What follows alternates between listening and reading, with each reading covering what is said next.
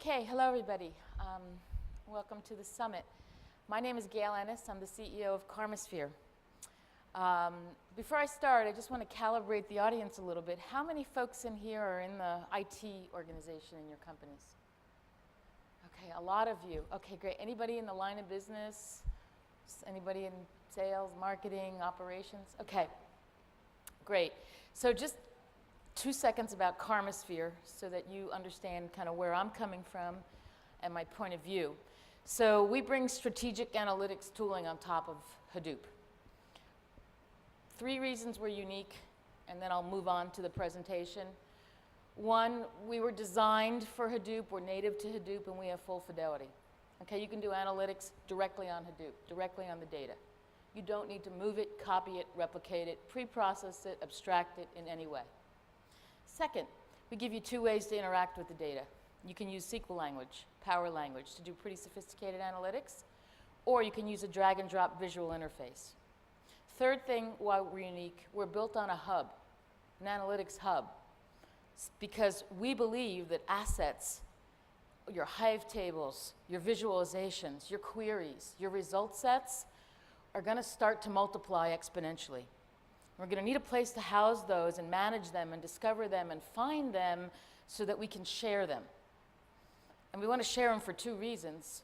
1, so analytics can move from more of a manufacturing process to an assembly process, and that we can become more efficient. We can take pre-built analytics built by people who understand the math, make them available to people who might not, but they can still take them and customize them. So that's the uniqueness of Karmasphere. We believe that analytics is going to be done in projects and in teams. So we'll talk a little bit more about projects and teams. How many people in here are actively involved in an analytics project, a use case, a POC on top of Hadoop today? Okay, great. So we've got some people already going.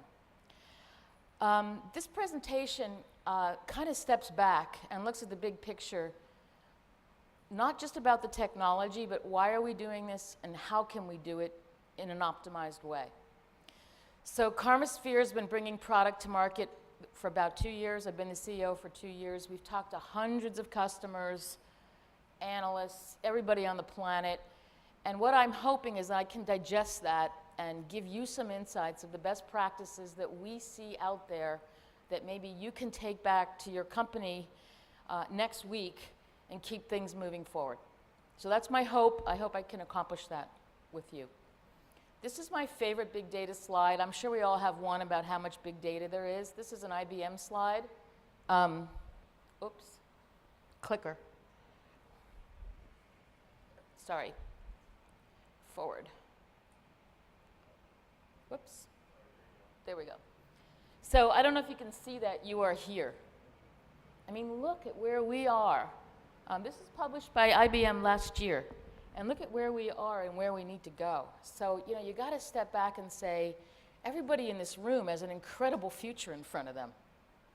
So not only is the data getting bigger and people are trying to figure out what to do with it, it's kind of ugly. I mean, it's kind of pretty too. This is a sample of one of our customers that we're working with and the different kinds of unstructured proprietary data that they have. So this is all new to all of us. How do we manage it? How do we make it less cryptic to be successful with it? There's certainly a lot of challenges. You guys keep hearing about that. Your management, your CTO, your CIO. This is an Information Week study that just got published last week. And it's hard to read, but #1 reason of why companies are uncertain about moving forward with their big data projects is they're concerned that there's not enough expertise in the organization. There's not enough training, not enough expertise. 2 is how expensive is it going to be? Are we going to have to buy exotic technologies? #3, there's no good tools, right? The tools that we have are from 20 years ago being recycled, a lot of them. Now there's a lot of new things that are coming up, and a lot of them are at this conference. We think Karmasphere is one of them, but there's others. So the strategic tooling is starting to happen. So those are the top 3 reasons. Don't have the expertise, how expensive is it going to be, and gee, where are the tools that are going to allow us to use this? not just on the analytics side, but underneath, managing clusters, high availability, data management, all of that. But I think you'll see, it's all coming. That's what this conference is about. So what I'd like to share is a formula with that context. Now, I don't have the formula. This session's a little misnamed. It's a formula that we have seen repeated over and over. And it has two components to it. One is what you need to do. What do you want to do with Hadoop? How do we make sure people aren't unplugging the clusters because, what is it doing for the business, right? Whenever new disruptive technology comes along like this, that's typically the case. Got to have Hadoop, and then we all figure out, we know it has huge potential. How are we going to use it? And second, what are some of the best practices for achieving that business value on Hadoop? And the IT organization is going to play a huge role in making this successful. So first, we would assert, in terms of business value of Hadoop, do we need more BI? Have a lot of BI, it's not going away, a lot of systems out there, but are we trying to really do more BI with Hadoop? Now, a lot of this depends on your definitions, right? What is BI? We would contend that no, maybe not. Maybe this is really about big data analytics. And maybe this is really about the ability to innovate in your company. Let's look at the technology stacks. Last 30-year technology stack. At the bottom was Oracle, Sybase, all those guys, relational databases delivered by proprietary vendors with data warehouses. On top of that, there was an industry standard called SQL. On top of that, we had Cube analytics. Pretty good, a little rigid, fixed schemas, not so fast. People got disappointed, couldn't do things fast enough, took 6 months for me to do a query, needed to know the question before I asked it. That's what the left side was about. But you know what? A lot of people, we had great runs, great careers, customers did a lot of things operationally. We really optimized the operations inside of a company. The left side, that was for supply chain, inventory turns, distribution, what did I sell, finance. That's what that stack optimized. But you guys know we're moving to the right. This is a disruptive stack, but it kind of looks the same, the ecosystem. Instead of relational database at the bottom, it's a Hadoop data management platform. It's unstructured. And I like to think that it houses not what happened in the company, but it's the data of intent. We can know what's going to happen because it's got the behavioral, the social, text. You know what your customer wants, not just based on what they did before, but the patterns that you're seeing and the events that you can capture in Hadoop. So I think that's what's getting C-level people really excited about Hadoop. Wow, we can not just report on outcomes like we did on the left. We can start to make outcomes happen. So this is very exciting. That's really what all the buzz is about. A lot of great new technology. And I would assert, now my previous life is as a CMO. I've been at Oracle and BEA and Omniture and data companies. To me, this feels like this is the infrastructure for the CMO. The CMO has never really had an infrastructure before. IBM believes this. IBM is getting the CIOs and the CMOs together to try to figure out how we're going to use this fantastic technology that has so much promise.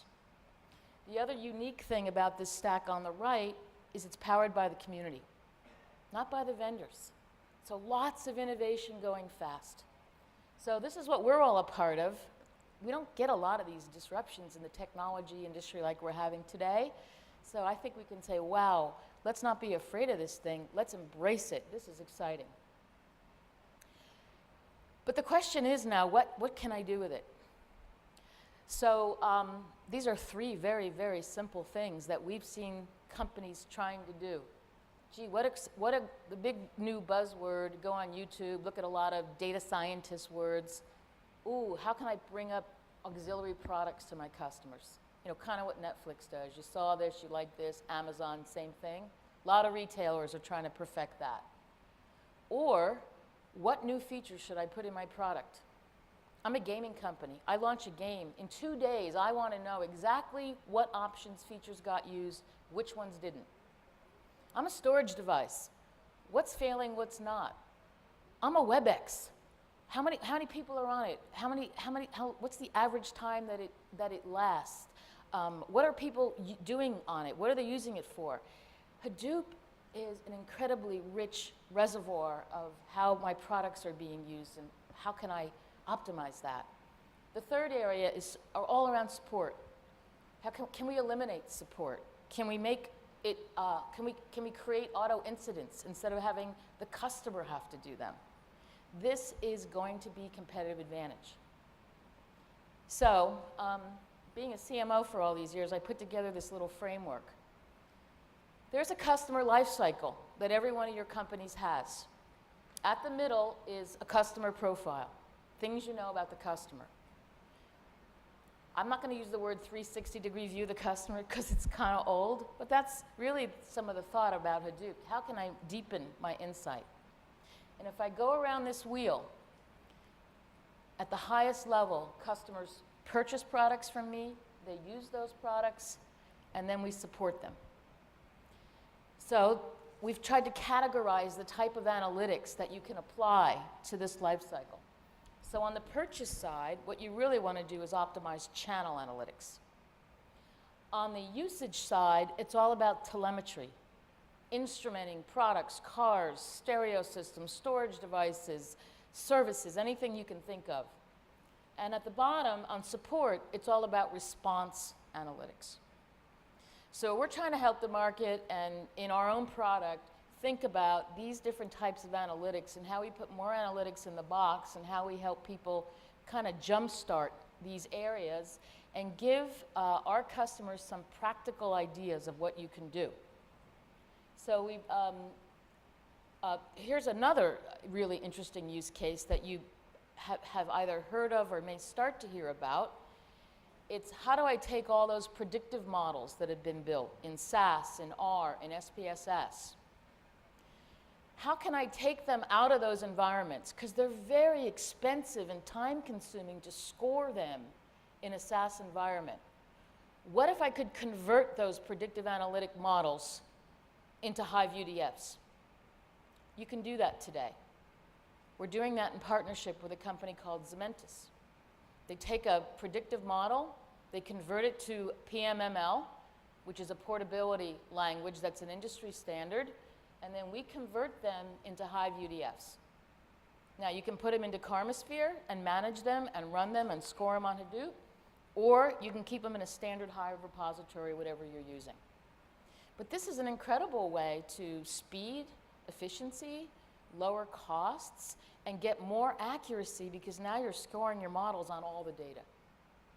So that's another use case that we think there's going to be a lot more discussion about. So there's a guide that we purchased. You can get it on our website. You can get it at our booth. It outlines 9 use cases that go around that wheel. Now, if people are kind of thinking, gee, I need to start a project. What should I be doing? How could I add value? How could we optimize our business? There's some practical tips there. Okay, so we've talked about your companies, competitive advantage, innovation. What can we do? Database of intent. Compete on customer knowledge. Maybe it's the CMO. But more importantly, or most importantly, it's about each one of us, right? This is an opportunity, and I remind people of this, to reinvent your career, to lead your company and to thrive in this. So I'd like to offer you a couple of suggestions around the formulas that we've seen used that are helping individuals be successful in their companies to take Hadoop analytics forward. So on a philosophical note, this is not the time to be the rock inside the company, right? This is the time to be the river. Somebody told me that a long time ago. I wasn't quite sure I understand it when they told me, but be the river, not the rock in Hadoop and Hadoop analytics. Okay, the journey that we're on, where are we in this? This is a pretty iconic graph from a guy named Jeffrey Moore who talked about how technology disruptions come to market and what stages they go through. So first on the way left, they go through this early adopter, right? The innovators. People who take the chance, who take the risk. Then it moves over into the early adopters, a larger set of people who see the risk takers and say, hey, we want to lead our market. We're going to use that disruptive technology.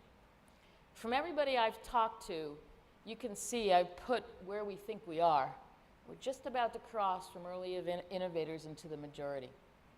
When technology crosses the chasm and goes to early innovators and goes into majority, that's when things start to go through the tornado. So it's good to be in front of tornadoes. In this case, you want to ride them, and they can take you through a lot of success. So there is a technology adoption life cycle that we can look at, and you can say, you know what? It's not too early anymore. It's safe. Before you take on a project, and we'll talk a little bit about how you do that, I think everybody in the room that's here, I'm preaching to the choir, needs to prepare themselves first.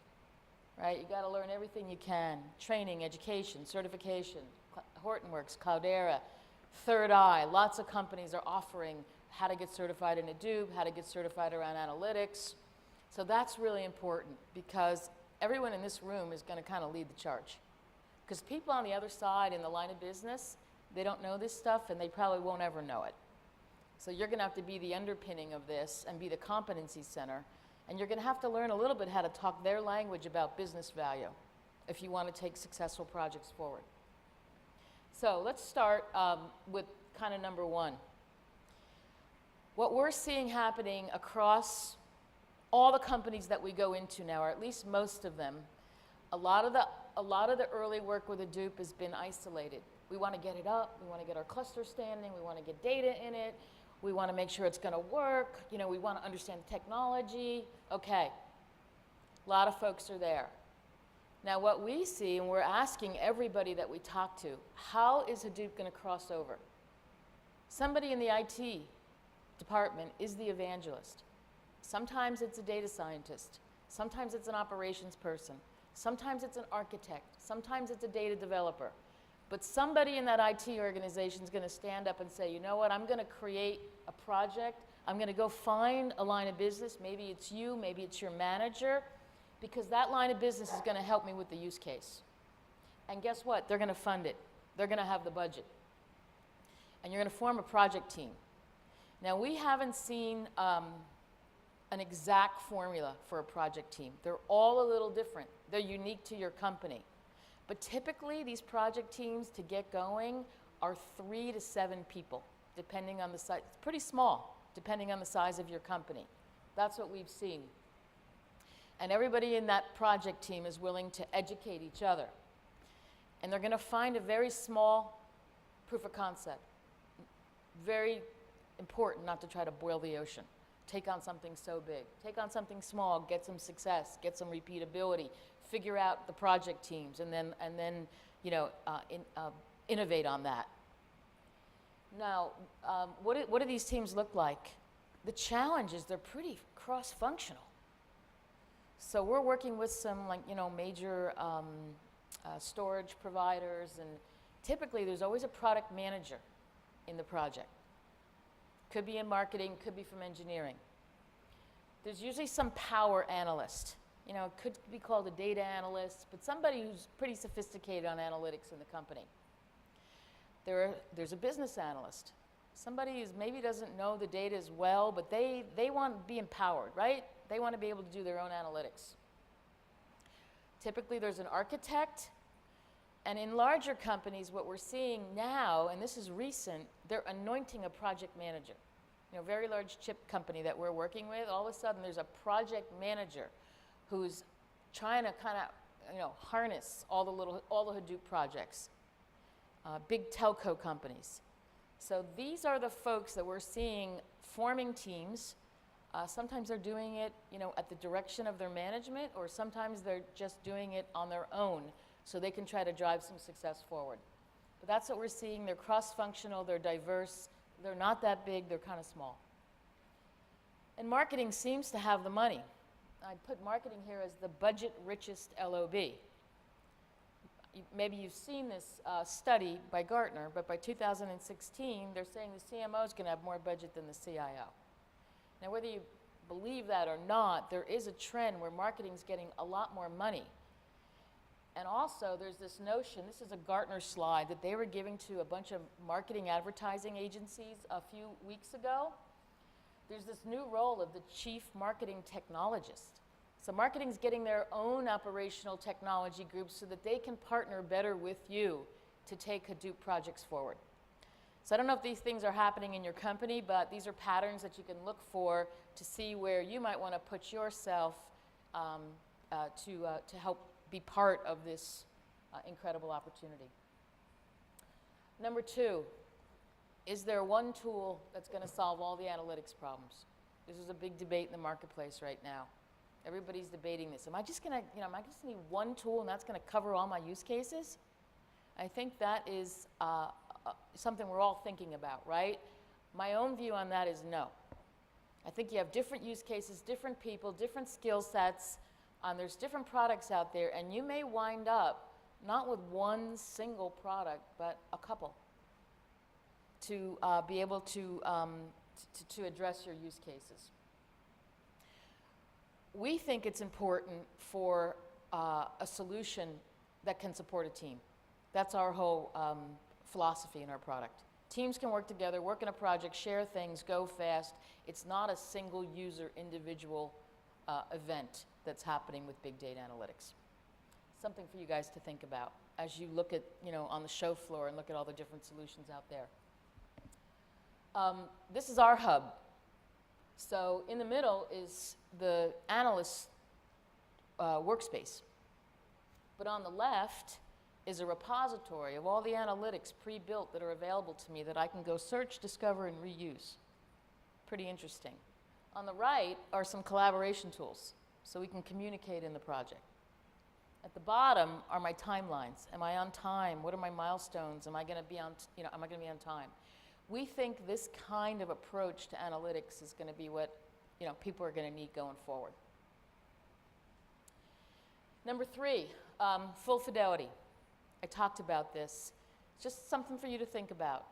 You're going to hear the words full fidelity and native. So, be thoughtful about what those mean. Make sure when you're looking at solutions that you don't just look at the user, UI, but take a look at the whole TCO of the whole solution. What kind of hardware am I going to need? What kind of memory? What kind of storage? Am I going to need expensive hardware? Just so you're educated about it and you don't get surprised. So these are the things that we see people kind of get started on and say, ooh, I didn't know I needed that kind of memory. I didn't know I needed that kind of storage. So, just be prepared for that when you're looking at tools. And in summary, I think